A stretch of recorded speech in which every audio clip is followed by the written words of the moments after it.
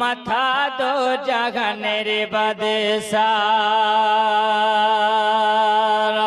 পড়ে কলম হয়ে গোলাম পড়ে কলম হয়ে গোলাম ওমর ঝুঁকে নবীর পার হবে না কার দ্বারায় হবে না কার দ্বারায় নর নবীজি যে মজা দেখিয়ে গেছেন গে ধারায় হবে না কার দ্বারায় হবে না কার দ্বারায় আবু জেহেলের হাতির বেজান আবু জেহেলের হাতির বেজান কলমা পড়ে জগৎ কে সোনায়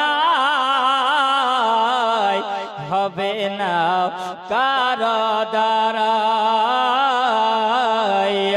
হবে না কার দ্বারায়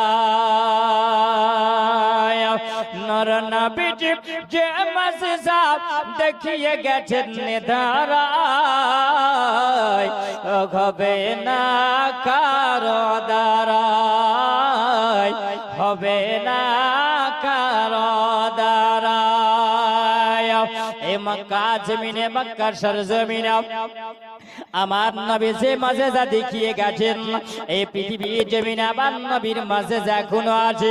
ওরে আমার সোনা মানিক জওয়ান যুবকেরাও খেয়াল করে শুনে যাবি একবার ওগো আমার মা জননীরা শুনে যাও না দিনে বেলাও কারণ মক্কা নগরে আমার নবীকে অনেক পরীক্ষা করেছিলেন।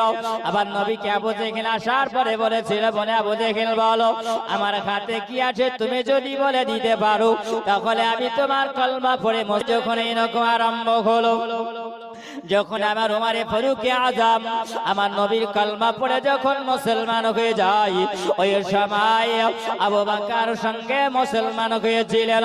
সর্বপ্রথমে যিনি কলমা পড়ে মুসলমান হলেন তিনি হলেন হযরত আবু বকর সিদ্দিক। জোরে বলো বাবা গুনে 40 জন হয়ে গেল।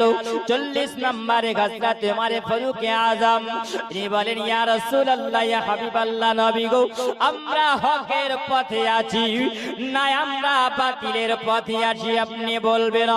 আবার নবী বলেন আল্লাহ পাক জানিয়ে দিয়েছেন আল্লাহ পাক বলেন আকুল জাআল হাক যাহাকাল বাতিল ইন্নাল বাতিলা যাগাকা।